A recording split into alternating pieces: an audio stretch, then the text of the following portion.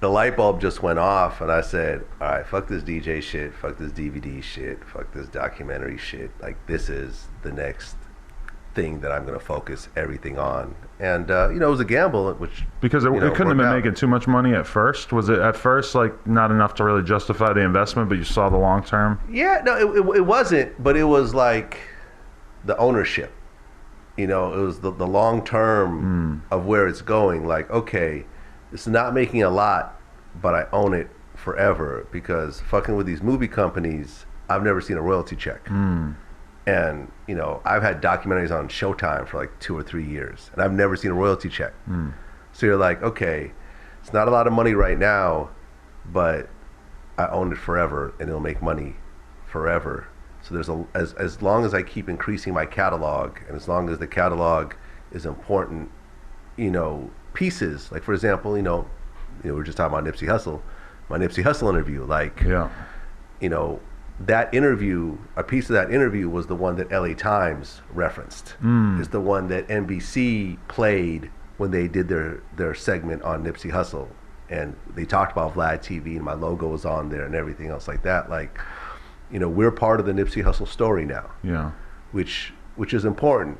And that was the vision that I saw early on. Like, we're creating a catalog of important video content, which we will own forever, that I could pass on to next generations. Yeah. And that was the thing. That's kind of the thing that I find so addictive about doing this, and you sort of expressed it to me previously. I think we were talking about your old Cardi B interview clips, but the idea that you could do an interview that maybe doesn't seem so significant at the time. I'm sure when you're doing the Cardi B interview, it was cool, but it wasn't, you didn't think it was going to shatter the internet, and then all of a sudden one day she's like one of the top rappers, and that piece has a ton more meaning. The Nipsey thing, all of a sudden just new life is just breathed into that content as soon as there's a societal condition that makes it more important.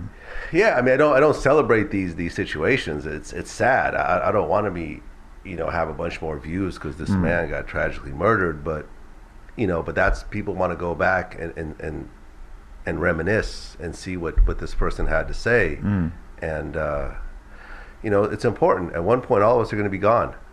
And what we're going to leave behind is these videos and these conversations and our thoughts. And I'm trying to capture a lot of that, while I'm here. Yeah, and I mean, it can happen in positive ways and it can happen in negative ways. Like with the Cardi thing, she goes on to have this amazing career. She blows up. All of a sudden, that content is so much more important. And then it goes in the other way too. Like my ex interview, seemed really important even before he passed, but then he passed, and all of a sudden it takes on this whole new level of importance. And like, I think you get that in a way that a lot of people maybe don't. That this content isn't just important because of the next couple of weeks where it's maybe going to make the vast majority of its money, but it's just important because these videos that you're putting on YouTube are still going to be being watched 10 years from now, 20 years from now.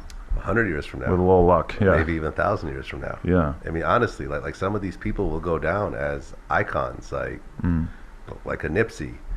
Like this is really my bigger purpose in what I do. It's not just how much money can I make right now. It's like, what am I actually capturing, with my interviews. How would you describe your interview style? I think, hard hitting. Like, I didn't look at other hip hop interviewers as role models at all. Because you didn't really have that because you started so early. No, that's not true. Okay. Sway has been doing it forever. True. Funk Flex has been doing it forever. Angie Martinez has been doing it forever. Big Boy, who you just interviewed, has been doing it forever. But there wasn't as much like video content of those interviews being created. But I guess there was some. But it's still the conversations, right? Yeah. And I listen to the Wake Up Show, Sway, since I was a kid. You know what I mean? But I just always felt like these interviews were a lot of times more PR than they were real interviews. Like, I looked at 60 Minutes. Like, okay, a 60-minute interview changes legislation. A 60-minute interview will come out and laws will be changed. Companies rise and fall, over these types of interviews. Like, countries revolt and that type of thing from 60 Minutes. That's what I was trying to accomplish. I wasn't trying to just talk about someone's new album and what kind of jewelry they got on. Even though we do cover that, it's like there's a bigger purpose in what I do. Yeah, and was that just obvious to you from the beginning that you wanted to be that kind of interviewer? Because it's, you know, I fluctuate between like that attitude of like I want to ask people the hardest hitting shit that I can think of. Sometimes I'll do an interview where it's like, you know, I did a Spice One the other day. I did him. Yeah, I know, and I watched it, and that made me not really want to ask him a lot of the heavy hitting shit. That not because he reacted badly to it, but it's like, I mean, you got him to tell the bank robbing story, so you know he showed up in my studio, and I mean, we also did the interview at like 9, 10 at night, and he's drinking and we're smoking, and we just ended up chilling, talking shit for 2 hours. But I mean, you know, there's definitely a value to what you're doing because you're taking care of like certain stories there that maybe wouldn't be covered by somebody who was doing more of a softball interview. Yeah, that's why I didn't actually ask him about a lot of the things that might have been some of the most interesting stuff is like, you know, he went on your show and told the bank robbing story. So that's, you know, you're covering stuff that's so important that it sort of makes it so that, you know, other interviews don't necessarily need to touch on those things. Yeah, I mean, you could ask, you know, I've asked people the same questions that other interviewers have asked. I would just start kind of going in different directions with their answers. I noticed one thing that you'll do is that you'll ask somebody something and they'll sort of give you a little bit of a around the you know, they'll beat around the bush, and then you'll say, so you're saying that this happened. And you just lay it out in plain English, and they're sort of like, all right, well, when you put it so up front, it's almost hard for them to like deal with the fact that you're saying that they just did what they said they did. It is what it is, man. Like we're not here to do PR. You know, the best interviews are supposed to be somewhat uncomfortable. You know, the interviews that go down in history are not just where everyone's happy and just talking about all the fun stuff. It's the stuff that really, you know, like a Mob James interview where he talks about his brother getting killed and he's crying as he's describing it. Like those are the interviews that go down as legendary interviews. It's not, you know, like you look at, you know, and I'm sure you deal with this, like these PR companies and these management companies, they always want to go for the radio stations, right? So all the big artists, they'll go do their runs and do the radio stations, and the video hit YouTube and it'll get like 130 views, not 130,000, 130 views, because it's a lame ass interview, and it's a channel that isn't even relevant, but they keep doing these fucking radio interviews. And it's like, yo, this is not what I'm doing. And also, you know, with radio interviews, it's a different format, right? It's hip hop doesn't have talk shows, you know, talk radio, you know, like a Howard Stern. So they'll do an interview and they'll put like a little 10-minute, you know, or a 5-minute part between songs, and then go right back to the music again. Because I've had conversations with like Hot 97 and all them, and I'm like, hey, you know, we should talk about bringing Vlad TV on this platform. He's like, well, nah, like this ain't gonna work on here because we gotta play music the whole time, and we can only, you know, play a couple minutes of your interview. And I was like, well, that's not what we do. So right. Yeah, I mean that's interesting though, because there is that dynamic that unfolds now where you didn't have all these radio stations making video content and putting it on YouTube until the past couple years. Even when I started like 3-4 years ago, that wasn't really much of a thing. Has that been strange for you to watch that happen, to see like, does it annoy you at all to see all these like people jumping in the fray? No, they're just playing catch up. But you know, we have a 10-year head start. Right. So, you know, come on.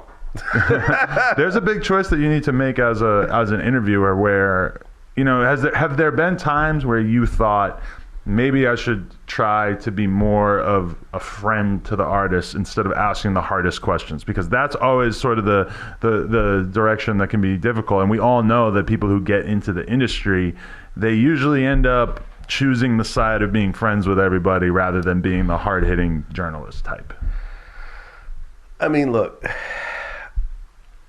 are there certain people I interview that, you know, I know don't want to mention certain things? Like, you know, for example, like if I have a regular guest and I know there's a certain thing that they may not want to talk about, I'll have a conversation with them beforehand. I say, hey, you know, I had heard that X, Y, and Z happened to you. Do you want to talk about it? And they're like, nah, I don't really want to fuck with this. So it's like, all right, cool. We're gonna let it go. But it's also not going to be a cakewalk. You know, when you sit down with me, it's not just going to be, you know, all promo and, you know, like lighthearted. It's like, yo, when we sit down, you know, we're going to talk about the real shit, because if we don't, it's not going to get the views and the impact. It's going to be a waste of everyone's time. You know, like I remember when I interviewed Big U, I'm like, hey, you know, do you want me to run the titles by you? He's like, nah, do you. Nah, like I'm here for Vlad TV to do Vlad TV. And, you know, shit, the full interview did like 1 million views, and then the parts did probably another 2 or 3 million, and, you know, went down as a huge impact. Right. For both for of a us. guy that, if you had just titled it The Big U Interview, it might have done 100,000, 80,000. It wouldn't have done crazy numbers like Wouldn't have done did. the millions. Right. It wouldn't have done the millions. And, you know, like I take a lot of pride in interviewing these people, like, you know, like Lil D, who's the crack king of Oakland, or, you know, like I could just go on and on and on about all these people that are not household names that nobody has really heard of outside their particular cities, and it will get millions of views, and it'll make a big impact, and these people end up having, you know, go on speaking tours, and they end up getting, you know, my interview with Michelle A, that's how she got her biopic. Like, you know what I mean? Like, they literally, if you look at my Michelle A interview, the biopic is damn near chronological to how I laid out my interview with her. Wow. And that's dope. I love it. I hope more people get movie deals and stuff like that. You know, people get more shows on bookings and everything else like that. Plus, they just get stopped all the time. And, you know, and that's why people come back. They're like, yo, like, you know, I have this national TV show, but everyone keeps talking about Vlad interviews when I'm out and about. So, Right. Yeah. Yeah, no, that's crazy. Just like to be able to have that impact. Have you ever been sitting in an interview with somebody and you started to just get mad about the fact that they're being evasive, or that they're not really like sometimes if they don't want to be honest about a certain topic, fine, but sometimes it just feels like they're not even being honest with themselves, and you asking them questions that draw attention to the reality of the situation makes them upset. It could be very frustrating. A lot of people probably don't really understand that about doing interviews. I mean, look, it's my job, right? People think like, Vlad, Adam, y'all just sit and ask questions. Y'all don't really do shit. Like, I could do that. You know, people always like, yo, like, I could do a better job than that. And it's like, all right, see how easy it is when you actually sit down with someone and you have 40 minutes and, you know, the person isn't being open, and you're trying to, it's almost like a puzzle piece. Like, okay, well, he doesn't want to talk about this. Well, let's talk about this, and let's meander around and see if we can get into an interesting topic along the way. Because, you know, with me, I have my notes laid out, but you don't know what's going to get brought up randomly. So when that gets brought up, suddenly you have to kind of rearrange your whole game plan.